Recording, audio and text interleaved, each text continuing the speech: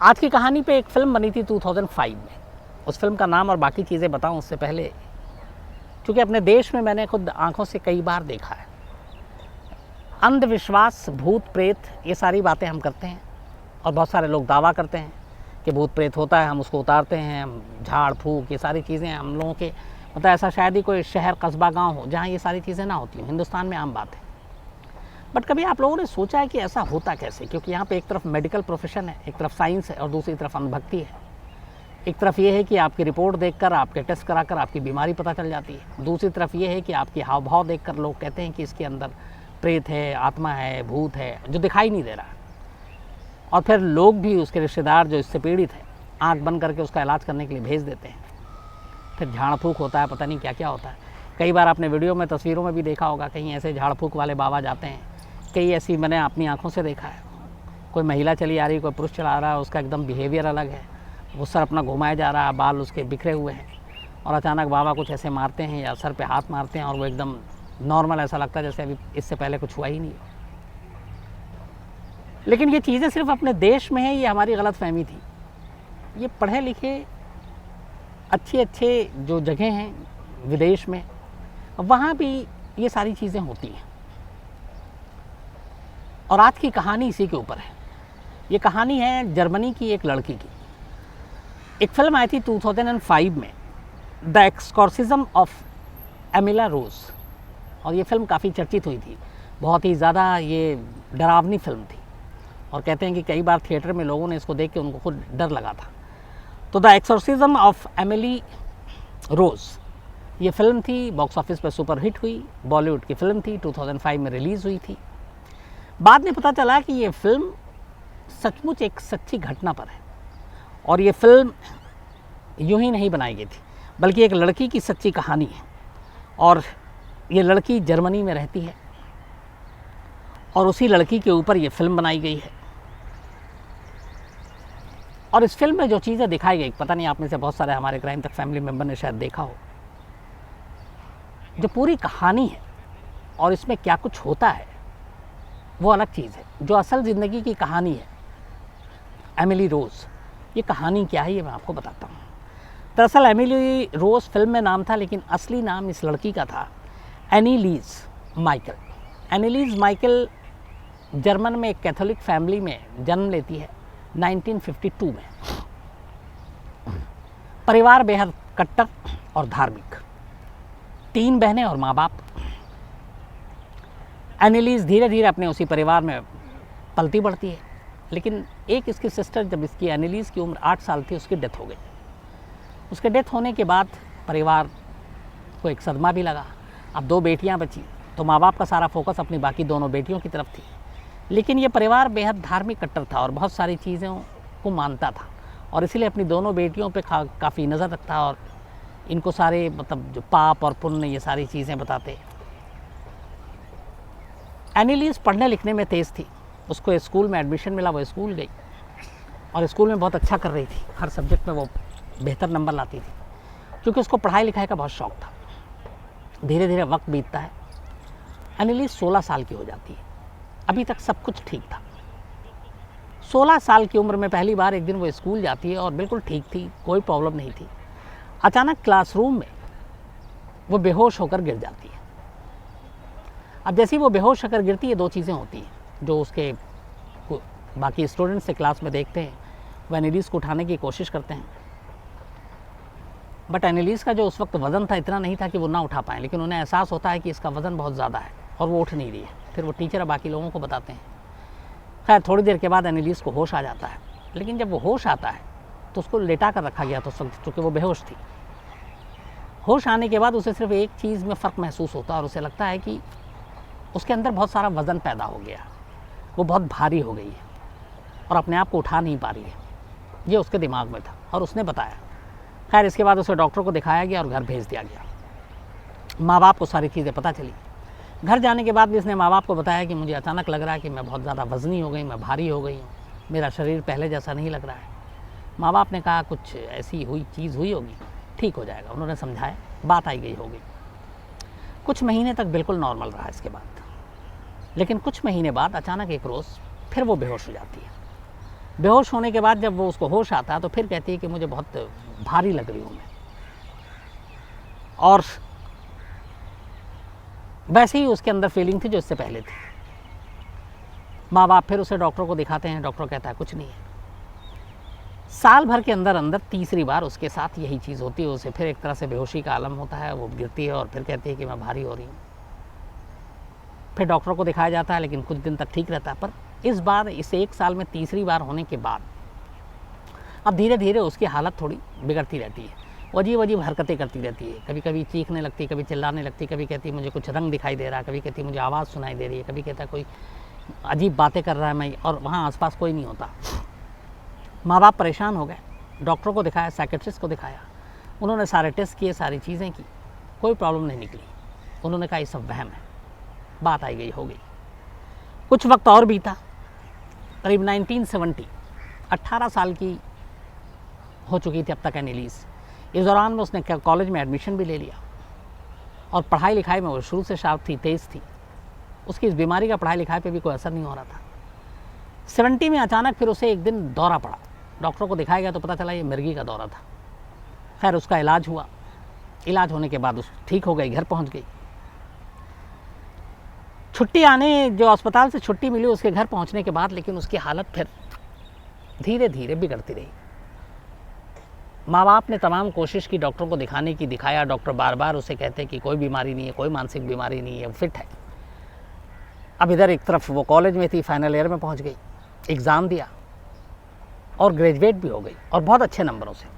अब यहाँ 2 चीज़ें आई, एक उसकी पर्सनल लाइफ, उसे अजीब सा दौरा पड़ता, वो कहती मुझे रंगें दिखाई दे रही हैं, मुझे चीखें सुनाई दे रही हैं, कभी कहती मैं भारी महसूस कर रही हूँ, ऐसा लगता है मेरे अंदर कोई है। और दूसरी तरफ स्टडी और पढ़ाई, जिसमें वो लगातार अव्वल नंबर अच्छे ला रही है, हमेशा अच्छे नंबरों से पास हो रही है। तो डॉक्टरों को जब इसी सारी चीज़ें बताई गई तो कहा गया कि अगर ये मानसिक इसकी हालत ठीक नहीं होती तो शायद ये पढ़ाई लिखाई भी नहीं कर पाती। लेकिन थ्रू आउट स्कूल से लेकर कॉलेज तक इसकी स्टडी बहुत अच्छी है, नंबर बहुत अच्छे हैं, इसको सारी चीज़ें पता है, दिमाग में सारी याददाश्त इसकी सब कुछ रहती है। तो आखिर वजह क्या है? तो डॉक्टरों ने कहा, माँ बाप को समझाया, खुद एनालिस को भी समझाया कि तुम्हें कोई प्रॉब्लम नहीं है, तुम अपना फोकस पढ़ाई पे रखो। कुछ दिनों तक ये सारी चीज़ें नहीं, सब कुछ ठीक रहा। लेकिन फिर 1973 में अचानक एनालिस के बिहेवियर में बदलाव आने लगा और तब तक वो करीब 19 साल की हो चुकी थी। अब उसे लगा कि उसके शरीर में कोई है और उसे तंग कर रहा है। अब ये माँ बाप को बताया तो माँ बाप को भी अजीब लगा, क्या करें। और इसके बाद उसकी सेहत लगातार गिरती गई, क्योंकि वो बार बार कह रही मेरे शरीर में कोई है, मेरे शरीर के अंदर कुछ है, मैं वज़न अजीब सा लग रहा है, बहुत सारी और चीज़ें हैं। फिर डॉक्टरों को दिखाया गया, डॉक्टर भी वही कह रहे हैं कि ऐसा कुछ नहीं है और उसके अंदर कोई परिवर्तन नहीं है। लेकिन इसके बाद उसने वो चीज़ें करनी शुरू की जो इससे पहले अब तक नहीं किया था। 2-3 साल की बीमारी में उसने अपने ही कपड़े फाड़ने शुरू कर दिए, वो कीड़े मकोड़े देखती उनको खाना शुरू कर दिया, लोगों के ऊपर हमला कर देती और उसके कुछ देर के बाद बिल्कुल नॉर्मल हो जाती। फिर भी घर वाले इलाज करते रहे। एक दिन घर वालों ने देखा अचानक कि जब सारी चीज़ें हो रही थी, कपड़े फाड़ रही थी और वो कर रही थी, चूँकि कैथोलिक फैमिली से थी, घर वाले बहुत ही धर्म कर्म को मानने वाले लोग थे, तो उनके यहाँ क्रॉस भी था। तो ये सारी चीज़ें जब हो रही थी तो इत्तेफाक से अनजाने में उन्हें मालूम नहीं था कि एक क्रॉस अचानक एनालिस के सामने लाया गया। जैसे क्रॉस एनालिस के सामने लाया गया, वो अचानक वहाँ से भाग गई, उससे दूर भागने लगी। घर वालों को बड़ा अजीब बिहेवियर लगा, क्योंकि वो भी कैथोलिक और ये सारी चीज़ें मानती थी, हमेशा वो प्रेयर के लिए भी जाती थी। बट उन्होंने देखा क्रॉस से क्यों भाग रही। फिर उनके मन में कुछ आया कि कुछ ना कुछ है। यहाँ से उनके दिमाग में पहली बार ये घर कर गया कि मामला कुछ गड़बड़ है, शैतान का है, बुरी आत्माओं का है। इसी के बाद माँ बाप ने पहली बार वहाँ के बिशप से संपर्क किया जर्मनी में। उन्होंने बताया अपनी बेटी के बारे में। बिशप ने कहा कि आप उसको लेकर आओ, मैं देखता हूँ। उन्होंने देखा। इस दौरान में उसकी सेहत लगातार कमज़ोर होती जा रही थी। इत्तेफाक से बिशप के सामने भी कुछ चीज़ें ऐसी हुई जिससे बिशप को लगा कि यह मामला थोड़ा शैतान का है। और फिर वो क्रॉस और वो सारी चीज़ें आई तो वो भी उसी तरह से भागने लगी। तब बिशप ने फिर आदेश दिया, उन्होंने 2 पादरियों को डिप्यूट किया कि आप एनालिस का इलाज करो और पता करो कि ये इसकी बीमारी है क्या। अब 2 पादरी को डिप्यूट कर दिया गया। इन दोनों को डिप्यूट करने के बाद जब इलाज शुरू हुआ तो इसके बाद पादरियों को पहले ये लगा कि कुछ है नहीं मामला, लेकिन फिर धीरे धीरे अचानक एनालिस उनके सामने भी उसका बिहेवियर चेंज होने लगा और अचानक वो ठीक ठाक होती, पादरी के सामने आती, लेकिन फिर उसकी तबीयत बिगड़ने लगती। 1975 में बिशप के कहने पे 2 पादरी स्पेशली एनालिस के इलाज के लिए तैयार हुए थे और उन्होंने इलाज शुरू किया। इसके बाद फिर ये तय हुआ कि इसका एक स्पेशल सेशन होगा इसके इलाज का। करीब 10 महीने तक 75 से 76 के बीच में 2 पादरियों ने एनालिस के इलाज के लिए 67 सेशन किए। ये सेशन हफ्ते में 1 होता या 2 होता और एक सेशन 1 घंटे से लेकर 4 घंटे का होता और ऐसे 67 सेशन उन्होंने किए। और शुरू के कुछ सेशन के बाद ही उन्होंने कहा कि एनालिस के शरीर में 6 अलग अलग तरह की आत्मा घुसी हुई है और ये उन्होंने बिशप को रिपोर्ट दी। ये सारी जो चीज़ें बता रहा हूँ ये सब रिकॉर्ड पे आगे बताऊँगा कैसे। तो उन्होंने बिशप को रिपोर्ट दी कि इसके अंदर 6 अलग अलग भूत एक तरह से घुसा हुआ है और उसी की वजह से ये तंग है। तो इसको हम इस भूत को, इन आत्माओं को 6 के 6 बाहर निकालना और उसके लिए सेशन करना है। बिशप ने पेरेंट्स से संपर्क किया। पेरेंट्स ऑलरेडी इन सब चीज़ों को मानने वाले। उन्होंने कहा कि बस मेरी बेटी को ठीक कर दें, आपको जो करना है आप कीजिए। तो अब ये सेशन शुरू हुआ माँ बाप की इजाज़त से। इस दौरान में कई बार ऐसा होता सेशन के लिए एनालिस को हथकड़ियों बेड़ियों से बांध दिया जाता क्योंकि वो उसका बर्ताव चेंज होता, वो हमला करने की कोशिश करती। लेकिन इन पादरियों ने एक और शर्त रखी थी इस सेशन और इलाज करने से पहले। उन्होंने कहा अभी तक जो डॉक्टरों का इलाज चल रहा था, प्रिस्क्रिप्शन थी, जो दवाएं थी, वो सब बंद हो जाएंगी और अब वही होगा जो हम कहेंगे। घर वाले मान गए थे। 67 सेशन 10 महीने में 1 से 4 घंटे का, मतलब कम से कम 100 घंटे का सेशन एनालिस के ऊपर इन 2 पादरियों ने किया। इस दौरान उसकी हालत और बिगड़ती गई। जब 67वां सेशन हुआ था तब एनालिस का वेट गिरकर 30 किलो रह गया था। उसकी आंखों के नीचे काला धब्बा आ गया था। खाना पीना लगभग उसने छोड़ दिया था।